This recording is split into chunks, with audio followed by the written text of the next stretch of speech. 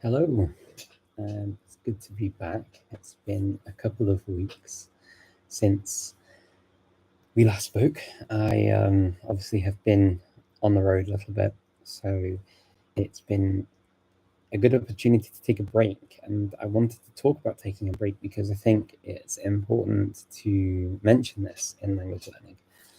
Very often, I have people ask me about language learning and how you continually learn languages and how we need to keep sort of meeting these goals and continually studying a language. And the truth of the matter is, actually, it's not my reality. And so I wanted to tell you a little bit about sort of my reality over the last few weeks because I think it's fairly important. Um, so, as many of you will know, first of all, I went to Mexico for the Polyglot conference, and that was a lot of fun, and I really enjoyed it. Obviously, speaking an awful lot of Spanish in Mexico, which was actually quite nice for me because, yeah, I use Spanish, but not to the amount in terms of the percentage of my day as I did when I was in Mexico. I was using an awful lot of Spanish and hearing an awful lot of Spanish. So that was actually quite exciting.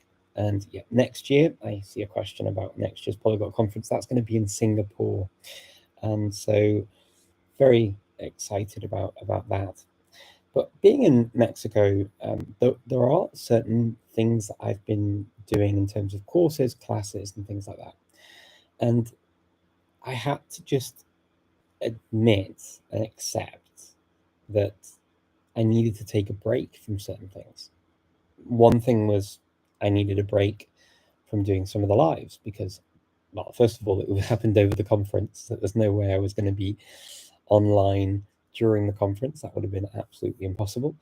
But also the week after, so when the conference finished, which I say was a wonderful, wonderful experience with lots of great people who came and really enjoyed the event, and the videos will be out. First of all, actually, on the Polyglot Conference Global live environment first, and then later released publicly. Now, that was all a lot of fun, but as soon as I finished, I was maybe home for 2 days, 3 days max. And then I actually had another event in Poland, and it wasn't a language event, it was a place actually for language conference or conference organizers generally, not just language conference organizers to meet with people from the convention bureaus from around the world and conference centers and tourist boards and people who are into this line of work. And this is something that obviously as a conference organizer is extremely interesting for me to take part in. And so I went and I took part in that. And it was a very good use of my time, in that I got to go spend time, meet people from different countries, and it used a lot of my languages as well. But that was kind of a tool to do a job, and had a lot of great meetings. What it also meant was that I was, again, another week without really being able to study languages in the same way as before or take part in my language therapy sessions in the same way as before.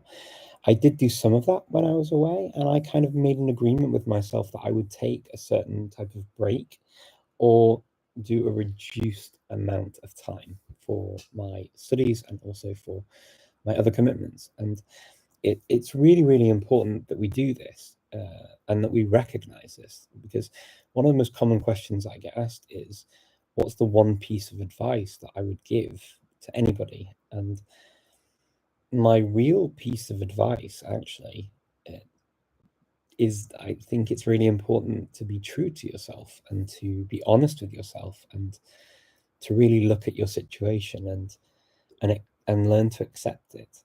And this is the thing that I find people actually struggle with quite a lot. And it sounds like a very obvious thing. Maybe to some, it maybe sounds like almost a non-response to others, because say, oh, you know, I know what I'm doing. I've got my job. I know this and I know that. And we will often find that we think that we know and we have a complete handle and acceptance of our situation, but actually we don't, very often. And that includes me. I'm not saying that to everyone else.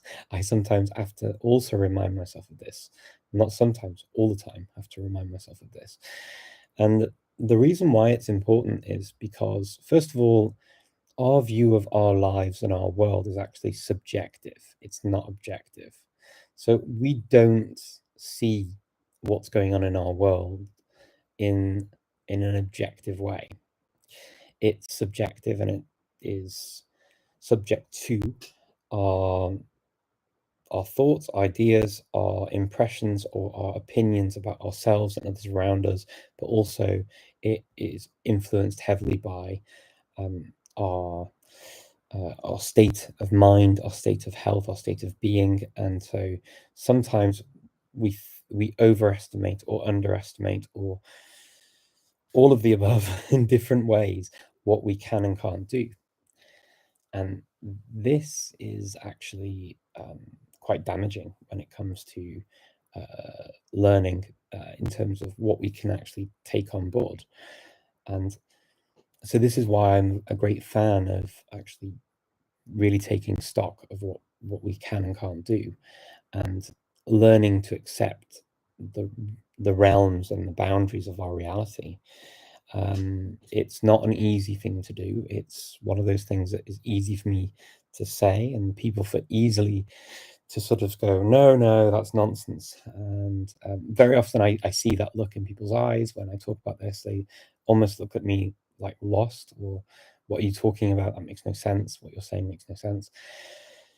But it is pretty much the one key thing that I come across time and time again, where I notice people not meeting their needs in terms of their expectations for language learning or any learning or other things in life. But also, it's the one thing that people often don't consider, because kind of a bit like when people learn a language and they skip the entire part of the book that deals with pronunciation or like rules of how the language works, because we skip straight to the how do I say things, and we ignore the rest, and then we sort of come a bit unstuck later on because we don't actually have that grounding. So we have this kind of mishmash of slightly more advanced things than actually where we actually are.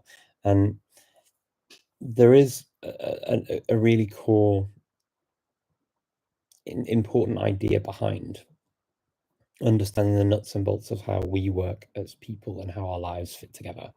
So when I was away in Mexico and in Poland, I purposely took breaks. And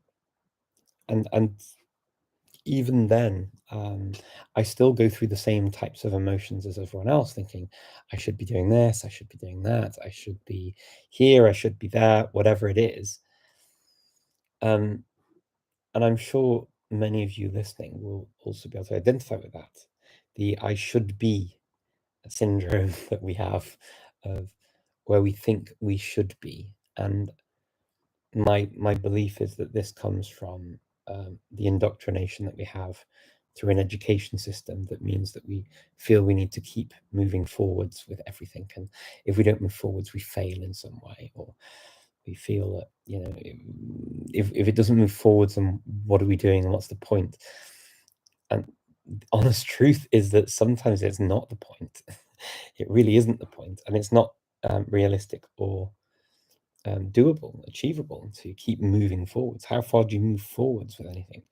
I mean, life isn't always about moving forwards. Sometimes it's about taking stock and treading water and reconsolidating, and sometimes it's about looking back. Looking back is important, not just in language learning, but also in life. I mean, you know, if we never look back at all, and we just move forwards, do we actually move forwards, or do we pretend that things are okay and just carry on? And so my sort of feeling on this and my my experience with this kind of thing is definitely that we need to take into account everything that's relevant to our own particular situation. So that's what I did. I took into account what was relevant for my situation and had to admit that, and sometimes I'm quite bad at this. I over promise sometimes, and I sometimes find that I have to say, actually, do you know what? This isn't going to work for now.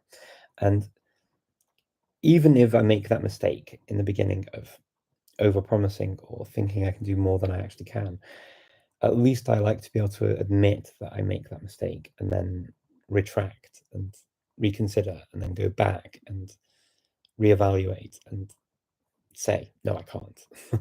And if you can do all of this, and if you feel that this is something you identify with, all I can say to you is that the process that you go through of evaluating and reevaluating and reassessing what you can realistically do actually helps to alleviate pressure and stress. And what that does in turn is it means that you're less likely to give up on something because you don't feel that you're underachieving or you aren't delivering on what you expected or think you should be doing. In fact, what you're doing is you're reassessing all of the whole gamut of sort of objectives and goals and everything. And what you bring it down to is something more realistic for your situation that you can then agree and accept. Okay, this is what I'm doing. This is actually more realistic. And you feel that you can still move forward. Whereas what happens when we don't do this is we just keep piling on the pressure. And of course, when we're not performing and we still want to get to a certain level or a certain, let's say chapters in a book, because it's an easy one to get to, right? So let's say you're working through a book and the book has 20 chapters, and you decide that you're going to go through this book in 20 weeks because it's a week a chapter. And then all of a sudden you have 2 weeks where you cannot study a chapter, but you still keep that whole pressure and stress of like, I have to do a chapter a week. So there are a couple of things that you could end up doing. One is that you end up going through those chapters in a really sort of a really light way that means that you don't really get into them and you don't really internalize the information, you don't pay the right amount of attention. Actually, what's taking you forward is the pressure and the stress more than learning it. And language is something we have to internalize for it to become part of our knowledge. So that can happen. The other thing that can happen is you don't get through it and you feel bad, and then it just feels really quite difficult to ever move forward at all. You can also sometimes, some people will say, okay, well, I'll just do the 2 chapters next week, and then you put even more pressure on yourself. And then the next week you have the same issue. And what happens is you end up having these 2 chapters that you then need to condense all the other chapters that follow. So instead of like dealing with the issues that are real issues that are there, what you're doing is you're compounding the issues, and you're making the rest of the weeks after, when you are free to study, even more difficult to achieve your real goals. Now, what I would say would make more sense in that kind of scenario would be to say, I'm taking 2 weeks off. I may revisit some of the things I've already done, and then my ultimate goal of finishing this 20 unit book will actually be in 22 weeks. So I take the 2 weeks off, have a break in between, and I may even say, and the week I come back, I might make it 23 weeks, and I will actually do a week of study of what I have done so that I feel I can continue at a nice pace again. And that's kind of the way I approach these things generally. It doesn't always work out perfectly. Sometimes I also rush things and feel extremely bothered by that. But when I feel that, have that feeling of stress or pressure, my first thought is, first of all, this isn't school, this isn't university, this isn't my job. This is just actually something I should be enjoying. And if I'm not enjoying it, then I'm doing something wrong. And usually what I'm doing wrong is I haven't allowed myself to be a human being, to get the things done that I need to do, and to just acknowledge that I need a break in the studies. And these languages are not going anywhere. I mean, it's better to have a healthy break than it is to have an unhealthy meltdown. So that's kind of where I'm coming from when it comes to this. And so we've got some great people who talk about mental health and out there, like Lindy talks a lot about this, and I think it's really important that people do.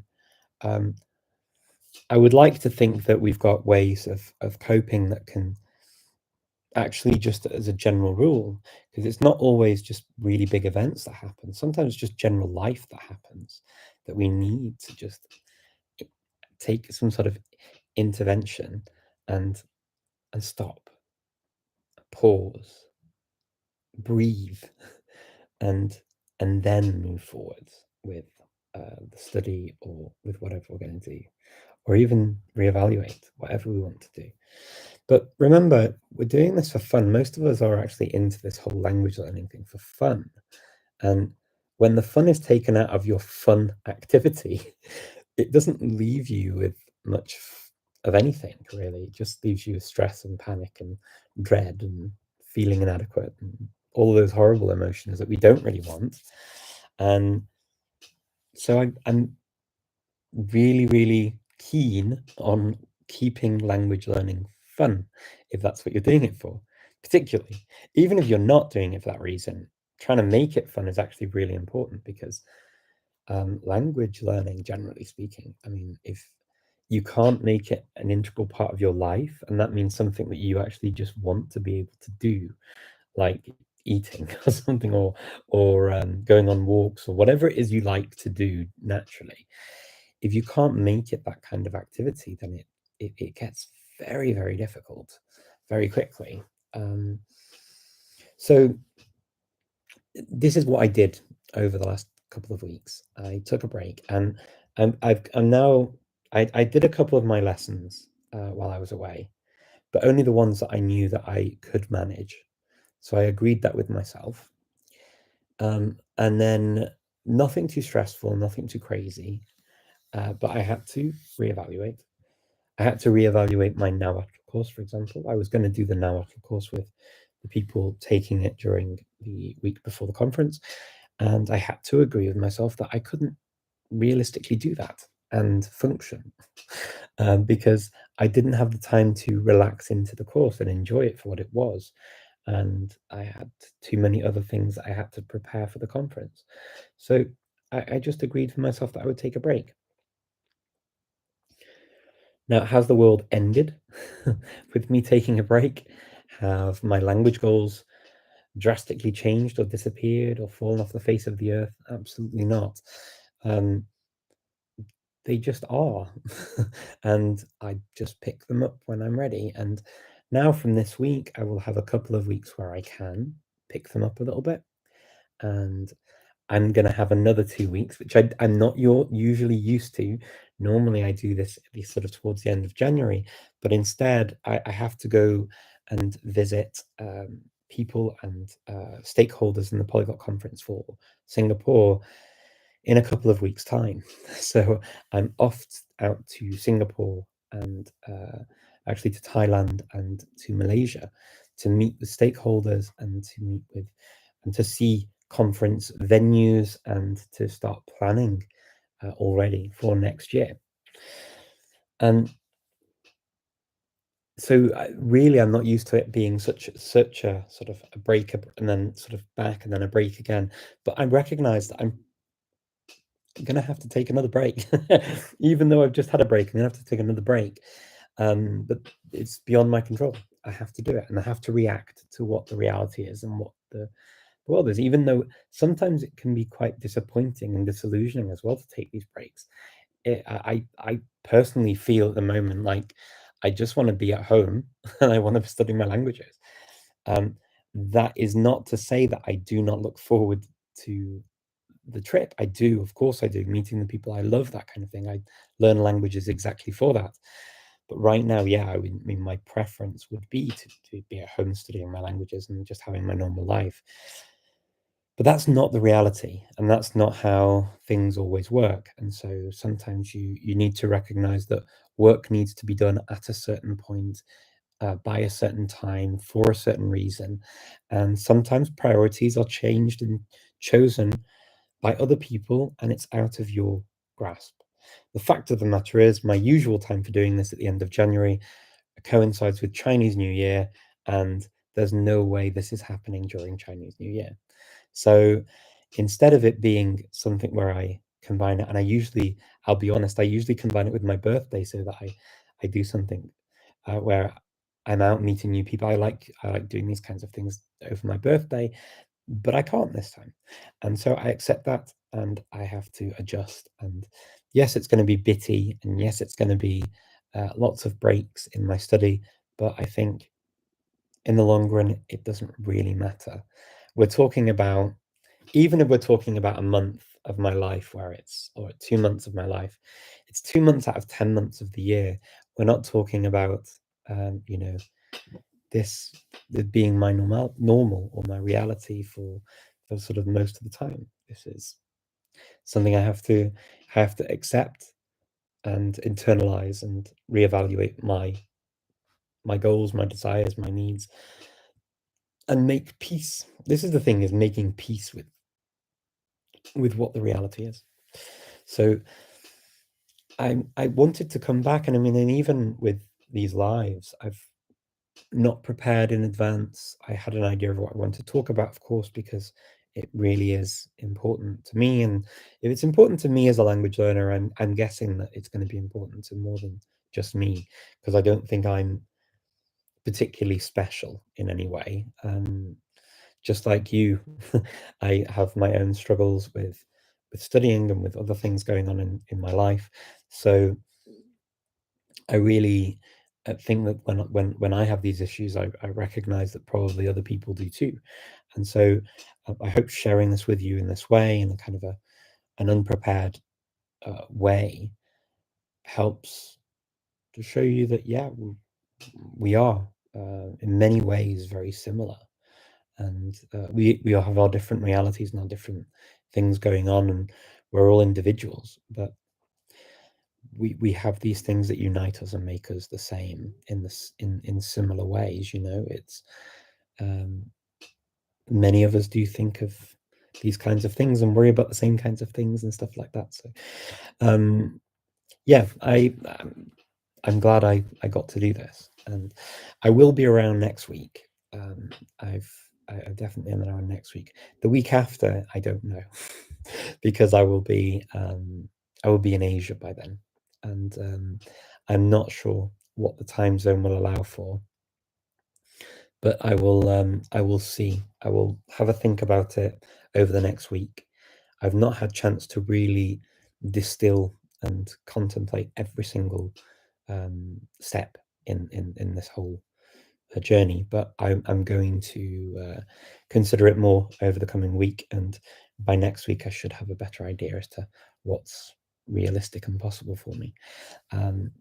For now, though, I do know that when I'm back, I will be back, and I will be around over the holiday period, and I obviously will be very much happy to talk to you. For now, I do want to have a look at your comments and questions. So I think I said what I wanted to say, and yeah, I hope it was useful. A veces se necesita un descanso. Sí, Joana, es así, así es. Sí, por cierto. Hola, hola. Where is the next Polyglot conference? It's in Singapore. Yes, and yeah, very excited about Singapore. They've got a number of languages. Obviously, they have 4 official languages that they have: English, Chinese, Tamil, and Malay. But they don't just have these 4 languages, which for me, as somebody who's I definitely, I see myself as a huge advocate for indigenous, endangered, and vulnerable languages, because for me, that's one of my passions, is to be able to offer a platform to people who are very, very capable of speaking on their own matters themselves, and matters that are important to them, and not necessarily the ones that I, as somebody outside the community, would think of. So I'm very, very happy to be able to do that. But there are 2 particular linguistic communities that I am very eager to explore more, as well as obviously the 4 official languages. I mean, Malay being the officially recognized indigenous language of Singapore, I think it's important to note. But also Singlish, and the role of Singlish and the status of Singlish. But also the Kristang language, which is recognized and sort of described by the community as a Creole of Portuguese and Malay predominantly, but with elements of other languages like English and Chinese and so on. And the numbers of that language have dwindled quite a lot over the centuries, and it's a language that I have studied. I studied it at the beginning of the pandemic, and I did an entire course in Kristang, and so I would definitely like to see more done for Kristang. And I think it's got a really cool, because of its base and because of its accessibility in terms of, for many people in the language learning community, I think there's probably quite a lot we can do to promote the learning of Kristang, to help reinforce the linguistic community. And that could potentially be something we do that mirrors the wonderful work I see in the Cornish language community, with sort of active work on like Wikipedia articles and things like that, to have the language as present as possible. So yeah, I would like to see something like that come out of it myself. That's just my personal view, but and I will work as hard as I can to help make that happen, to complement anything else that the community itself wants to see happen. This is something that we've done with Cholula in Mexico with the Polyglot Conference. So you now have on Closemaster, they've released Nahuatl. We've also got all of the link stories in Nahuatl, which I'm going to release on the Polyglot Conference site soon, and they will be free for you to. I mean, this is not a paid for thing. This is something that I have used Polyglot Conference money to have translated for the wider public. I've done this for Ladino, I've done this for, which is actually partly already accessible to you on polyglotconference.com. You can go there now and you can look, there's a little link that says stories, click on that and you've got, I think, the first 10. There are a couple of hiccups, things that we need to work on to get them perfect, and then we need to add more of them. There are a couple of issues, but there's still, the texts are there, and they're the same link stories that you're used to on Link. But Steve Kaufman very graciously, very generously gave me permission, explicit permission, to publish them on the Polyglot Conference site, as they couldn't house them on Link at the moment. Hopefully in the future they will move to Link, and I'm very much prepared for that to happen. But for now, they will be there. And the other language that I'm looking to add there as well is Sorani Kurdish. So we have that as well, all translated, and we'll see. I have to try and get it all organized to get onto the site, but the stories element is there now, and we're going to keep adding to it. And the idea will be to add more of those kinds of things to the site too, so that we can expand the materials for these languages. The other cool thing from the conference was, and I'm going to share this with you because I think I need to, just a minute, do excuse me with the rustling of papers. So the people at Teach Yourself actually created this, which is basically phrases in Nahuatl. So we had these translated as well. There's a QR code there. So I mean, if I put it nice and close, I will try and make this available to you as well, so that you can all get access to this. And put it like this. You could even take a screenshot if you like, to get some Nahuatl phrases basically for you. So there's that as well, which I think is cool. It was cool that they created that and that they brought into this. The other thing that was super, super cool was that italki also had banners, huge banners created written in Nahuatl, like their promotional stuff, but completely in Nahuatl, which, let me just give you an idea of how wonderful this was. You do not see this language used in a commercial way, really, in Mexico. So if you can imagine, people came speaking this language as their first language and saw these banners and had never seen their language used in this way before. There's something quite special about that. So I was very, very pleased that they believed in the conference and the ideals of Indigenous, endangered, and vulnerable languages, to the point that they would have their things printed in the local language. So yeah, so some really, really cool things, and I'd love to see more and more of that. And also, if you go to the Polyglot Conference Instagram, you can look at partners and sponsors, and if you click on those, there are two little buttons, and basically you can see we translated all of the taglines for them into Spanish and Nahuatl. And again, something that I think is important, to not be just tokenistic about these things, but to actually do something that you can see the language is being used, and to try and hopefully give other people courage to produce materials in these languages, so that they're not just things we marvel at and say, oh, isn't it wonderful? These are languages that deserve to be used, and deserve the respect to be able to be used. So that's kind of where I am with that. Anyway, where was I? I got into a lot of different things there. Bonazua, nice to see you, Tiffany.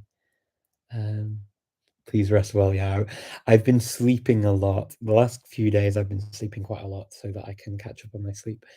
So thank you. Yeah, I am absolutely trying to catch up with you. Thank you for that. Jimin, thank you. Let me see. Para que lo sepas, tu micro tiene un ligero craqueo de fondo. Tiene que ver con tu equipaje. Puede ser. A ver, porque tengo otro micrófono también. Puedo utilizar el otro micrófono que tengo aquí. A ver si funciona mejor. No sé por qué si en YouTube sí que puede ser un problema así, pero no sé. A ver. Puedo cambiar esto también para la próxima vez. La semana que viene voy a utilizar esto en lugar de lo que tengo aquí. Espera, no. No me va a funcionar porque no tengo USB. No sé por qué. No. Lo voy a dejar ahora mismo, pero la semana que viene voy a hacer un cambio, ¿vale? Muchas gracias, Joana. No sabía. A ver. Let me see. Very important topic. Thank you. I'm glad you enjoyed the topic. I think it is important as well. I appreciate your insight on this topic. Thank you, Tiffany. You did a great job taking a break as necessary. Thank you. Yeah, I'm very glad that I did as well. Monsieur Richard. ¿Qué tal? Muy bien, gracias. ¿Qué tal? ¿Todo bien? Sveiki, sveiki. Kataviet. You're always useful. Mulțumesc. Mulțumesc pentru tot. Oh, foarte bine. Mulțumesc foarte mult. Okay, ahoj Richarde, jak se máš? Dobře, dík. Jak se máš ty? Okay. Which of your accomplishments in the language learning space are you most proud of, and why?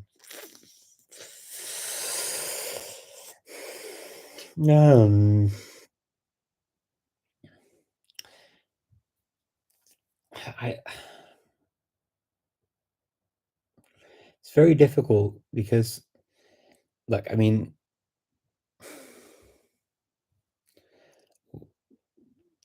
what I do is never just me. So there's always other people behind it and or doing the thing, right? So it's difficult to say what I'm most proud of. What I guess most recently, I think how we handled with a lot of respect the Nahuatl speaking community in Mexico made me very, very happy. I don't know if I feel pride in myself because of that. I think that would probably be a step too far to describe it. But I definitely felt very emotionally and positively emotionally charged in terms of what we did and how it played out and how we were received um, and the gratitude that we were shown by a number of people. I think that is probably one of the things that makes me the happiest. This, of course, has been sort of a thing that's been bubbling up, and I think also I notice a change in me in terms of the process of starting with these endangered, indigenous, and vulnerable languages, which, to be honest with you, has been a thing for me from the beginning, just because of my own origins, right? But I think seeing links between these communities and talking to lots of different communities about their experiences with their own languages has been extremely rewarding personally. And yeah, making many, many good friends along the way doing that. But I don't know if I'd say that's pride. I'd say probably more that's just a very positive feeling, as in like this, you feel kind of an emotional response to it in a very positive way, but also you almost want to cry because it's that nice. And that I would say was probably the thing for me, that which is why, I mean, the whole endangered, indigenous, and vulnerable languages thing for me is super important. And taking the time to listen to what's important to those communities is key. I would say it's I mean, it's very easy to go to places and think that you're gonna have your ideas and you're gonna have your thoughts of what you think is important, but actually what you think is important is almost irrelevant. Not completely irrelevant, but almost irrelevant, because as soon as you go with your own baggage to a conversation where people want to talk about something and they have their own things in their community that are important to them, as soon as you add your own stuff onto that, you suffocate what could come out of the conversation, I think. Because, I mean, when we talk about these communities, often we're talking about power dynamics that are really key. So, for example, in countries where there are dominant languages or dominant linguistic groups or dominant cultures, what they'll often do is they'll talk down at these communities and tell them what they think of them and what they think they should do and how they think they should basically be like them. And this has been done throughout history for centuries. And the dynamic of actually going to them openly, putting yourself on a level and just listening to them pour out onto you doesn't tend to be done as much. And if it is, sometimes what happens is this community of power that has dominated will not like some of the things that they hear. So they react badly to it, and they sort of they almost say, well, that's not me. But okay, well, it's not you, and you don't need to react to that necessarily. You can just listen.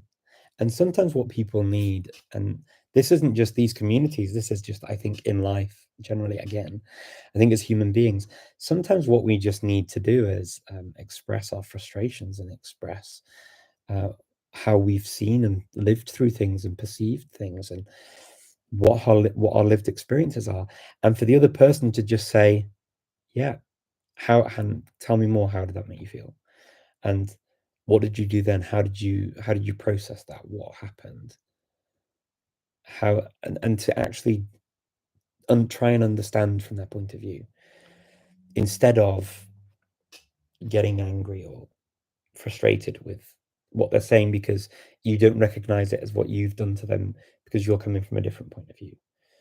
And I think the key thing is just listening and sort of trying to empathize and understand.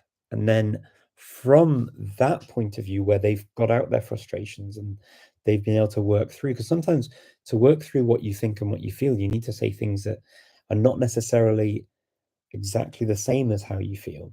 Sometimes you go overboard. Sometimes you get very emotional, and the words don't represent exactly where you're coming from. So you need to almost let that happen as a process to work through those things. And then I think you get to a point where you can start building up. And I think that's kind of the thing that I enjoy the most, or find the most rewarding in all of this. It just helps. It helps me understand better fellow human beings, and how actually much of what people go through can be something that we can attach an experience of our own, and do, or go to a great length to understand, or try to understand at least, how it might feel. And I think then from that common understanding, even if it's not a perfect understanding, but a common understanding, helps us to start from a positive point to move forward. And I'm all about positive points to move forward. And that's kind of my whole ethos is, yeah, a lot of things need to happen. And and also comparing one group to another group is not always useful, because we're all in different points of history, of group dynamics, of you name it. I mean, it's all different. So yeah, nice question. That's kind of where I think that's kind of where I kind of feed from, get my energy from, and feel that I want to do more.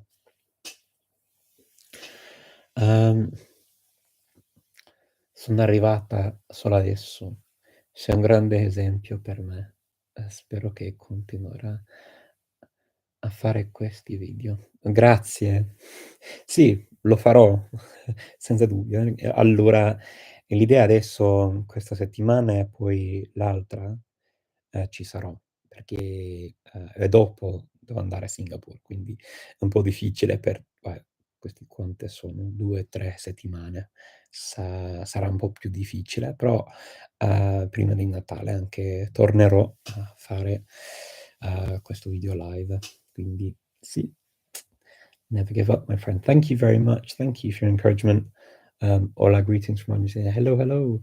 Your voice gives me peace for some reason. Julian, thank you very much. You're very kind. Yeah, I mean, this is kind of from, maybe I should be making ASMR videos. I don't know. Maybe I'd have more success in reaching more people. But unfortunately, I think my ideas might be lost. So yeah, I just hope that that more of us can join together, and to help move things forward. I see very, very often that with with this idea of I think I want to talk more in depth actually about the importance of indigenous and endangered and vulnerable languages, and why they matter. But in a very short way, I'd like to just say that they matter because they carry the culture, the history, and the experiences of groups of people that are often left out of the stories that we learn at school or in society.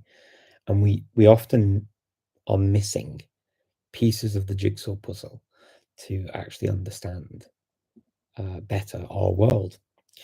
And this is why they're important to me. And the more languages I've studied, the more I understand that not everything is to do with one version or even two versions. It's often many versions of many different stories, and some of the stories are forgotten. Some of them are deliberately forgotten, or people try to erase them because they're not fun or nice to look at. But actually understanding the whole spectrum of the human experience is really important, and I think it is important to do that. Hello. Do you remember how many languages you were able to speak in your early 20s? I don't. I don't in any. This is where I say as well. I think that I know it's a frustrating answer. I'm sorry. Honestly, my recollection will be flawed.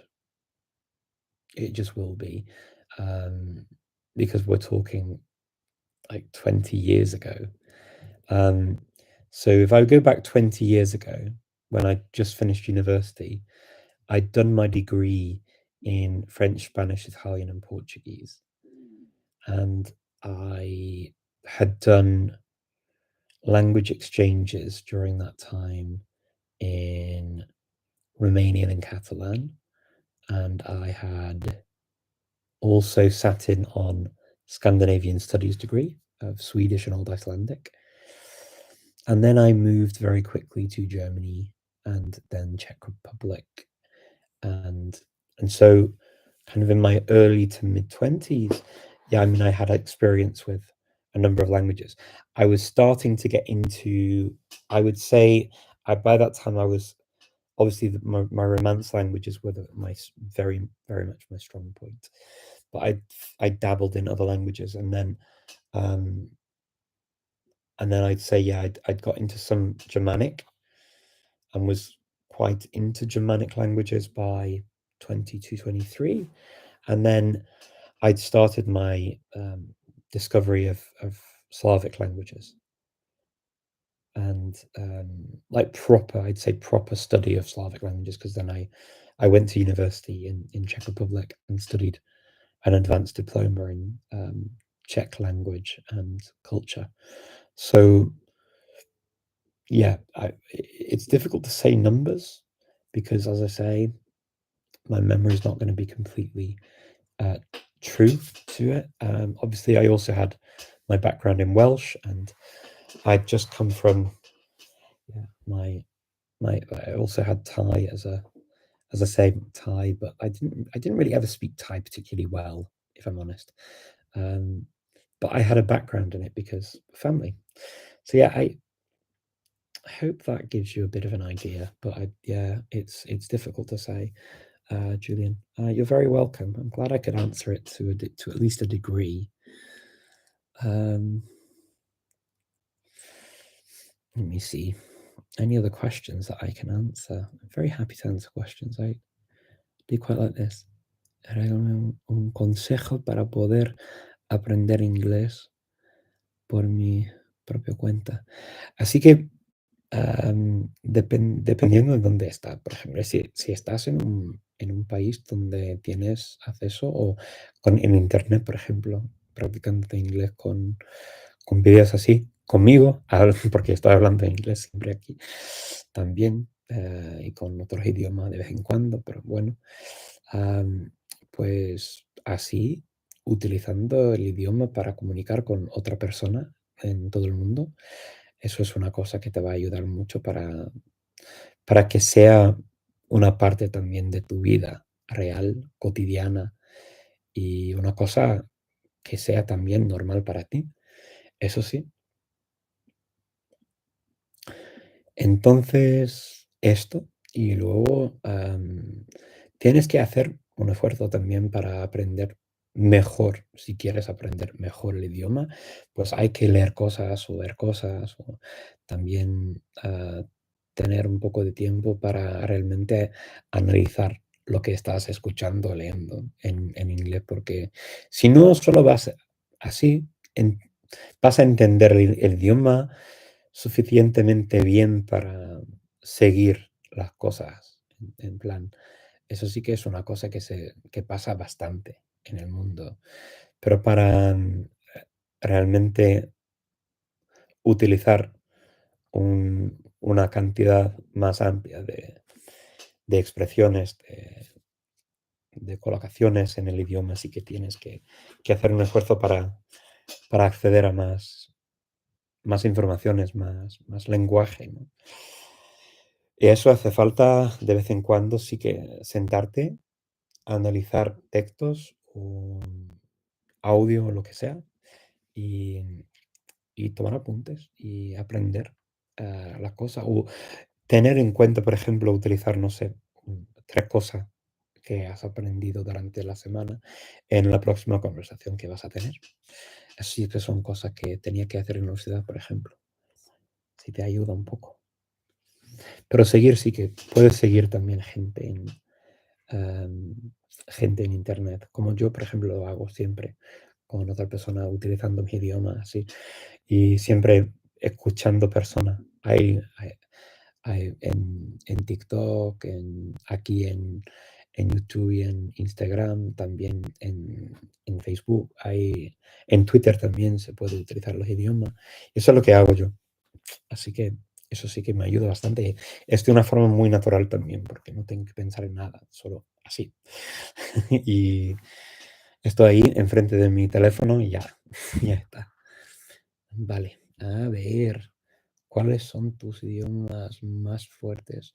Pues yo diría los que hablo en casa, puede ser eh, el inglés, el francés, el español, alemán, macedonio, claro, porque es el idioma que hablo con mi mujer ya no sé cuántos años, 17 años, algo así, bastante tiempo. Y luego sí, otros idiomas que tengo en la carrera también, como por ejemplo italiano, está bien. Holandés también no está mal. Pero sí que hay idiomas así, o hay idiomas también que entiendo muy bien, como el serbio, por ejemplo, pero cometo mucho fallo hablando el idioma, pero sí que lo hablo bien, lo entiendo muy bien. Sí, depende mucho de la persona que me está escuchando también. Eso es mi opinión. Es algo súper subjetivo, vamos, que realmente alguien va a estar de acuerdo conmigo, otra persona no. Um, Hello, Richard. Always love your lives, but I'm late today. Oh dear, Sam. Oh well, it's no problem. Forgive me if you've already answered. What tends to bring you back to a language you left a long time ago? Oh, Sam, what brings me back to a language? Often it will be rekindled love, I guess, for the language, for the people, a visit to the place, connections with people from the place, whether it's spoken, it could be a song, it could be just that someone comes into my life where I get to hear the language and see the language. And that tends to be the biggest thing, I would say. In terms of me just deciding, that would probably be less of a motivation for me. But yeah, it tends to be people related, I find. How to have a healthy long-term relationship to languages. The more you learn, the more difficult it must be, or not. Yeah, so sometimes it is a little bit difficult because obviously once you studied a certain number of languages, I mean, there's only so many you can study and keep active all the time. You can't, I mean, you can't just keep adding languages forever and ever ad infinitum. You know, I mean, there does get to a point where something has to give. We have to sleep, we have to go to the toilet, we have to eat, we have to have relationships and friendships and all these things that we do in life. Sometimes we're also ill, unfortunately, and things get in the way, have to work. So is it something we just keep adding to? No, it's that's why I got very used to the idea as well, and also relates back to this whole idea of accepting your reality. There are certain points where you have to say, okay, look, I really have to accept that I'm not going to use this language very often, so my language ability in that language will diminish. And I'm very happy with that in terms of like, okay, happy with it is probably a bit exaggerated. I accept that. I'm comfortable with that. Obviously, like everyone else, like many other people, you know, I probably would love to speak all of my languages amazingly well, and it would never change. But I'm very much a realist when it comes to this, and I know and I'm recognized that sometimes, well, not all, sometimes all the time, it's sort of peaks and troughs, it's waves, it's never the same. Life is, as much as we try and keep hold of certain things, they escape our grasp. And like waves on the sand, you can't stop them. There's an ebb and a flow, there's a in and an out, a back and a forth, there's a sometimes it's up and sometimes it's down. It's that's the norm. Like it or not, unfortunately, we have to almost sometimes even recognize the beauty in that. And there is a beauty to be seen in that kind of thing. I'm being very philosophical, I realize, but there is something quite beautiful in recognizing that you can watch the wave come on the sand, for example, and just enjoy the changing color on the sand as it comes in, and then the slow change again as it goes back out, and then another wave comes and adds to that and changes it again, and it's slightly different. So you imagine that you're learning sort of languages from a family. First one comes in, the second one, the third one, and which one actually is the one that stays? Yeah, I get I'm very visual when it comes to this kind of thing. Tu español suena a veces de España y a veces de Latinoamérica. Sí, después de Cholula. Eso es normal para mí también. Iba a decir no manches, güey. Es que es verdad. Alguien me dijo esto en Polonia.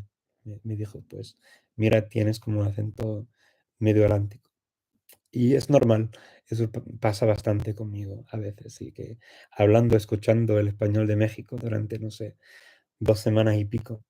Pero sí que el vosotros sí que queda conmigo. Y otra cosa de español también queda conmigo. Pero sí, es normal.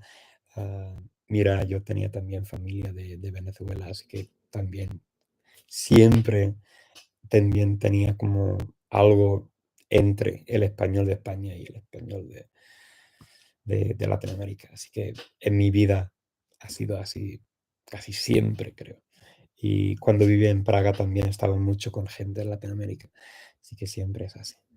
Pero no, es que siempre vuelve a mi español de Andalucía más que otra variante de español. A ver, leuk om je te zien. Ik had me al een beetje zorgen gemaakt. Veel succes en geluk voor de volgende weken. Ja, bedankt hoor. We zeggen weken zijn nu voorbij. Ik ben blij over de rust die ik nu heb. Ja, dat is ook mooi, hè? Ik vind het ook mooi. Een beetje rustiger. Hè? Rustig aan. Ja, lekker hoor. Ja, bedankt hoor. ¿En cuántos idiomas crees que se puede llegar a tener nivel nativo? Mi opinión es 4 máximo. Depende realmente de lo que significa nativo, nivel nativo, porque sí que hay gente que tienen un idioma y dependiendo de su estilo de vida y lo que hacen en la vida también. Es que es súper difícil describir todo esto. Hace falta un doctorado para hacer esto. Y al final no vas a tener ni siquiera una conclusión así definitiva sobre este tema. Sometimes I feel the need for language therapy, and you seem to be the best therapist. Thank you very much. Yeah, this is why I do the language therapy sessions. I'm glad to be able to have them back again this coming week. I'll be back doing my language therapy sessions with my groups. I'm very happy about that.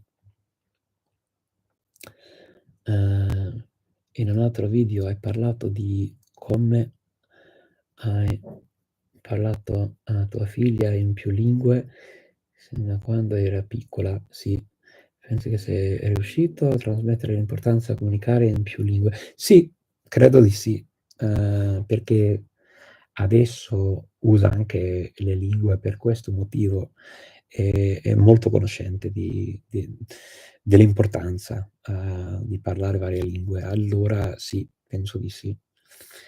Would you recommend watching the easy Spanish videos, even from Mexico, even if I want to visit Spain? And should I just don't care about the dialect? No, while learning it. No, Sebastian, I watch whatever is in Spanish. I mean, it's like English, right? Spanish is Spanish is Spanish is Spanish, and English is English is English is English. In terms of, as a learner, you're going to need to be exposed to lots of different versions of it, and you're going to come across people who use different words and things anyway. It's like, I mean, yeah, it's going to be good practice. So I don't worry too much about the whole which version of the language necessarily that I listen to. Otherwise, I think you'd go crazy with it. I wouldn't worry. So yeah, listen to the Spanish from Mexico, the easy Spanish videos. They'll be good. And also, Mexican Spanish is very clear. I mean, it's like the Mexican Spanish that I've heard whenever I'm in Mexico is super clear. It's not like listening to somebody trying to speak in a very thick Chilean accent or dialect. That's quite difficult. Maybe Argentina as well can be quite different. Uruguayan Spanish. There are some Spanishes that are a lot faster, like sort of Colombians and Venezuelans tend to speak quite quickly. They have quite clear Spanish, but it's very quick. But Mexicans speak clearly and fairly slowly, I think, in terms of Spanish, right? Spanish is notoriously a fast-spoken language. How many languages do you personally keep active before you start giving up too much and it spins out of control? To use weightlifting terms, what was your max lift? Sam, I like it. I don't actually think about it. That's terrible, isn't it? Is that terrible? I don't. No, I just don't worry. If I fancy learning a language and I don't study another one, I just do what I want to do. After all, I mean, this is for fun, right? I'm not doing this because somebody forces me to do it, or because I have to do an exam or take an exam, or have to, pass a certificate or whatever. I've done my degree. I've worked with languages for many years, and so I don't necessarily need to prove anything to anyone. And so this is all fun, and all of the knowledge goes in. It goes in somewhere and comes out somewhere else. And what I find is actually that I enjoy the links between the languages now. So I start to see the links more and more between certain languages that I hadn't appreciated before. And that's the beauty. So I don't worry too much about the levels anymore. How do you like graded readers and books to study languages? They can be useful. I don't use them very actively, but they can be useful. Yeah, I mean, I guess I have to say that, right? I worked on one with Ollie Richards, but but no, I mean, seriously, yeah, they can be very useful. I just, unfortunately, my limited free time tends to be more on listening because it's something I can do without having, where I can multitask. So I try and, I know some people say multitasking is you basically don't do anything well, but you can kind of, multitasking, I guess, for a lot of things. Rosamond is a Breton linguist and she has dedicated her life to this question. Yeah. I'm thinking which question it was now, Paul. I'm not sure, but I will have to see if I can find that name somewhere and read more about it. So language must have my word. You're being naughty now, Ewan. So inspired by you since I was like 15 back in 09. Oh, thank you. I have a question. How do I supplement my language learning with the Teach Yourself box? It depends on the language and it depends on what you're doing. So how I use them, I guess I should make a video about this really. But so typically what I did this with Norwegian, and I think I described it when I was learning Norwegian. Basically take the book, read through it with a teacher, or sometimes might do it with sort of study buddies, and then we take it in turns to read the dialogues, and then I try and make my own versions of them based off the original and kind of do it that way. That's kind of what I do with it. And then ignore the words I don't need because they're not relevant to my life, and try and add in the words that are relevant to my life, because there's no point me learning lots of words that have got nothing to do with me in the beginning, particularly because it'll just be frustrating. I'll remember all the words I'd forgotten and not remember them to use them, but remember that I'd forgotten them, if you know what I mean.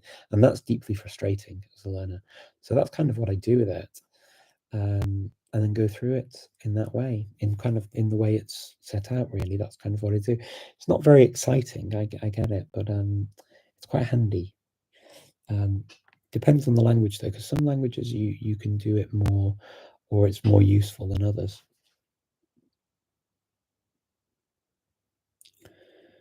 Okay, let me see. I've got a couple more questions and then I'm going to have to disappear, unfortunately.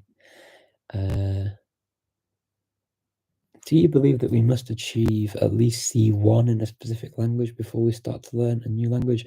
Oh, heaven forbid, no, absolutely not. No, I mean, many people wouldn't pass a C1 exam in their own language. Sort of controversial point of view maybe, but true. C1 and C2 levels are not what people often in the language learning community imagine they are.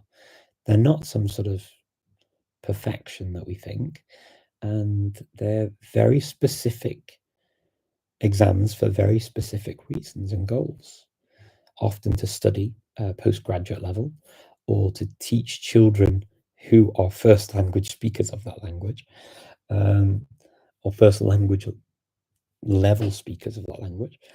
And yeah, I mean, but most of the conversations we have are kind of B1, B2 level. I mean, they're really, I'd have to ask the question, why do you need to speak a language at C1, C2? Is it, is that just the indoctrination of the school system where you feel you always have to go forward? Because you can get very, very comfortable in a language at even A2, B1, where you can speak. This is my case with Greek, for example. I feel very happy chatting away in Greek for quite a while. But because I haven't reached C1 or even I would say B2 in Greek, would it stop me learning another language? Absolutely not. And does it mean that I can no longer speak Greek to that same level? Absolutely not. Do I need to speak Greek to C1 level? Absolutely not, because I'm not going to work or study in Greece or anything like that, but it still means that it's functional, right? This is a sense of achievement. Yeah, it could be a sense of achievement. If that's your goal, then you stick to your goals and do your thing. I'm always a great believer in you do you. and I mean that in a kind of a honestly, what's important to one person is not important to another, and vice versa. It's there's no one way for this. There's no correct or one way. There's lots of ways, and they're all fine if as long as we understand that there are lots of ways and not one way. I think the difficulty comes in where we think that this is the only way we do things, and it's just not reality. Okay, love your talks. Quick question. Can you pull off the German glottal R when speaking longer?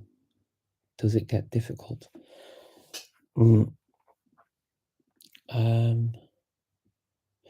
No, I don't think it's an issue for me. I think because possibly it's similar to I'm trying to think now, is it similar to the French sound that I make? And so if it yeah, maybe that's why. I don't know. But it doesn't feel like it's the one that's problematic for me. But hey, I mean, ask a German speaker when they speak to me for a long period of time. They may tell me that you know, I'm not that good at it. I don't know. Everyone's going to have their own opinions as well about how you sound and what you sound like. I mean, look, when I first arrived in Germany, I didn't speak it particularly well. Obviously, you can't speak it perfectly well from the beginning. But it was weird because a lot of German speakers would say to me outside that I sounded almost German, and the mother of the family always said that I sounded like an English speaker speaking German. I mean, if I were to ask her today, she'd probably say the same thing. So I didn't ask for her opinion; she just told me. But because it actually matters very little as long as the language works. That's the main thing. As long as my pronunciation is clear enough that speakers understand me, I'm happy. But yeah, I mean, it'd be interesting to. I don't know. Might not be interesting to know for me, but it might be interesting to know generally. I guess.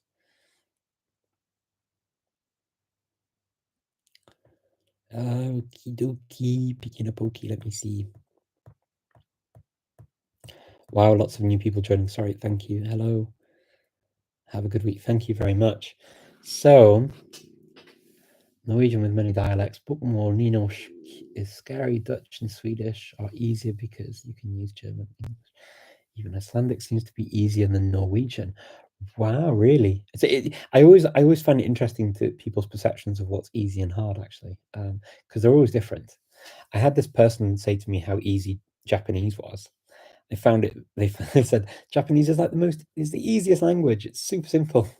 they found, but then they found like some of the Balkan languages really hard, and I was dumbfounded. But it depends on what your natural interests are and what you incorporate into your language. I think that's the most important thing. When you need to get a B2 or C1 certificate or whatever, you're not really learning the language, but you're learning, how to pass an exam. Absolutely true. That very often. In fact, I had a very nice conversation with Maria Dobrowolska and from Deutsch mit Maria, and she said that as well during that. So there we go. Yeah, after a few years, Japanese is easy. Yeah, I think so. Yeah, I think after many years, things feel easier.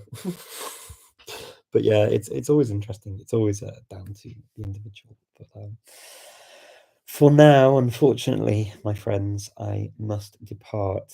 I am going to get some more rest that I need for sure, following the crazy trips that I've been on. And thank you so much for keeping me company on this lovely Sunday evening for me. And I hope that you enjoy the rest of your day wherever you are in the world. And I hope you have a wonderful week. And I wish you all the very best for your language learning. And I will look forward to speaking to you next week. Same time, same place. See you soon. Take care. Bye-bye.